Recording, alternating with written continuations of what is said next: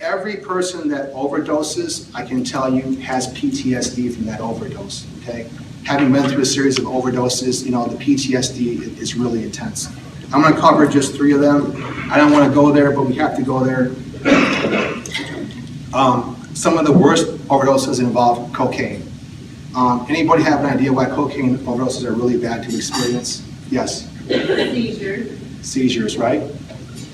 So at one point I was using lots of cocaine. My associates had lots of cocaine, and part of the deal was I got high for free for the rest of my life by making a bunch of people have friends with each other. This is back in the 80s. Those people are no longer with us. They're all dead or doing life in prison. And so one day I was shooting cocaine, lots of it, and instead of putting the powder in the spoon first, I put the water in the spoon first. And I was very, very high, had taken 10 Valium 10s, I was very intoxicated. When I drew up the solution and injected it, I realized I had really made a huge mistake, and my heart began beating out of my chest. I began seeing people that were not there. An entire SWAT team began showing up and began challenging me. So I ran out of my car, okay, through the neighborhood, fell over a fence upside down and began flopping and convulsing.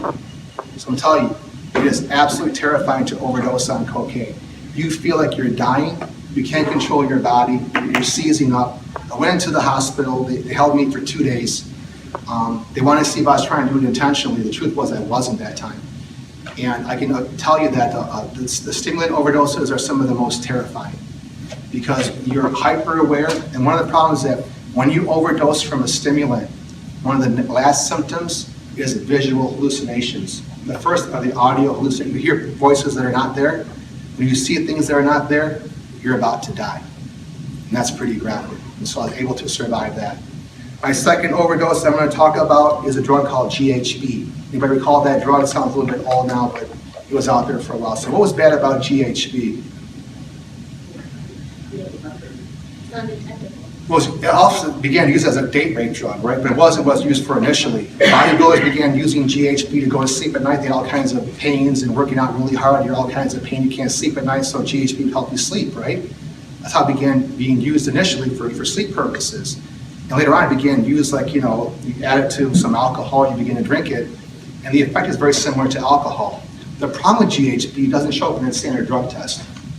And so people were using it all day long. They were on probation because I can see my probation officer high on GHB. We're all doing great here today. Thank you very much. I'm gonna go back home and do some more of this, right? So that's part of the reason it's very popular. So I was at the University of Alabama and I was studying over there and I had taken a bunch of GHB and I was very intoxicated. I did not remember how much I had taken and I wanted to take some more. And in my intoxicated state, I took too much. I remember waking up to a team of police officers and ambulance people taking me out to the hospital, okay? And the overdose was so severe, I went into a coma for 2 days. And the first 24 hours of my coma, I had no active brain functions, okay? And so I can just tell you that it took a toll on my family, having to come to the hospital and put together what they call that living will, that their plans for, you know, what happens to Raj, he's gonna be a vegetable. And by the grace of God, and I have no idea how, but about 24 hours after that, no brain activity, I slowly began having brain activity again, and I came to. And I almost bit off half my tongue while I was seizing going through the GHB overdose. And that was pretty horrific as well. And when I came to, it was absolutely terrifying because I couldn't speak. I didn't know who was who. I couldn't walk. And so I'm here to say that overdoses are absolutely terrifying. Each one of them is a form of PTSD and trauma. And I'm gonna give you my side of the fence of the trauma, you know, let alone what my family went through and others have to go through. And the last overdose we're gonna talk about it is my heroin overdose.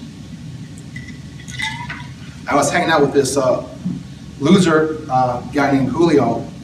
He was a trust fund kid from a very wealthy family, he never had to work, and he had a nice house in Clawson and unlimited access to drugs and time.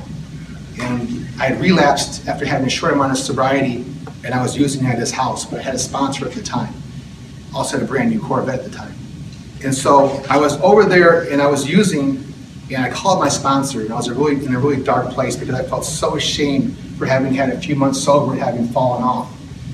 And he said, "Where are you at?" And I told him where I was at. I'm at Julio's house, and he goes, "Get out of there, get out of there." I said, "No, I said, I'm just gonna do a few shots and then I'll call you tomorrow, get back to NA and all that kind of stuff.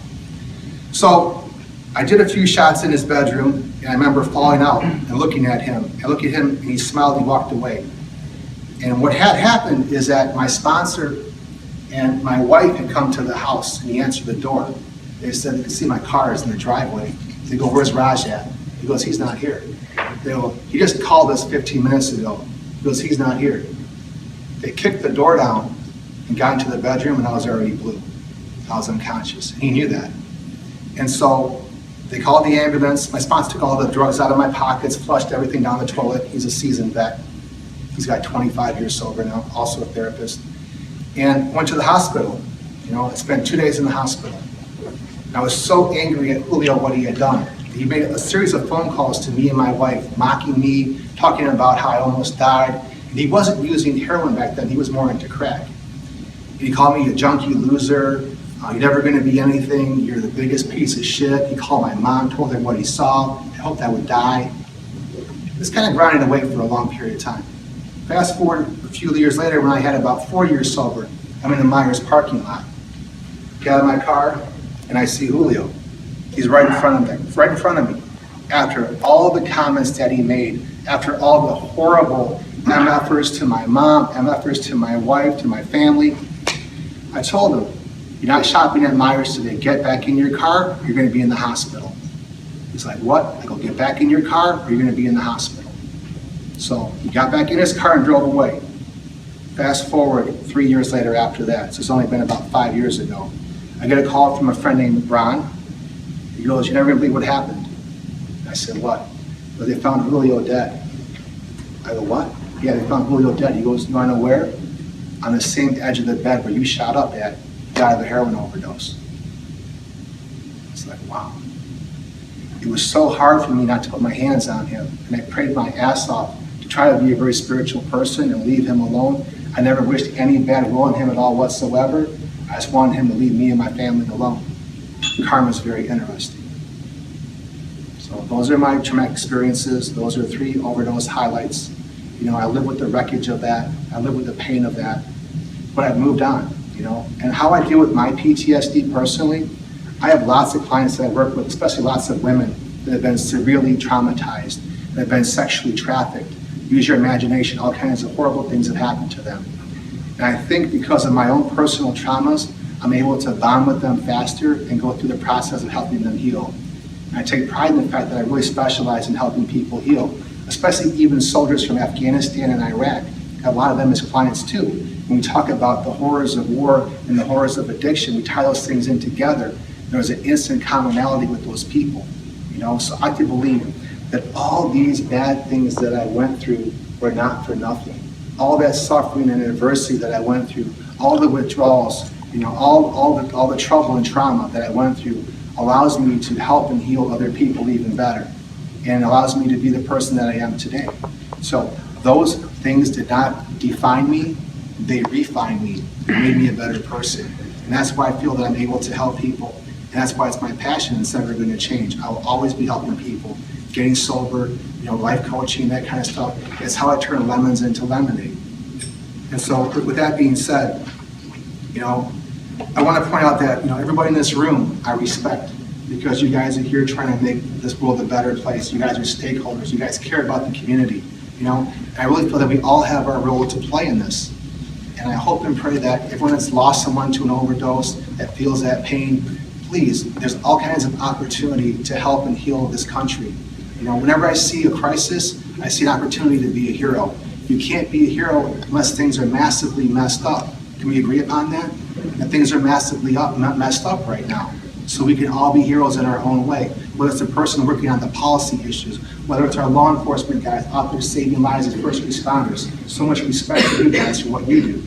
You know, we can all as a community work together because we have a common unity. These kids, I call them kids because most of them are 25 years of age, that's our future. And those women that are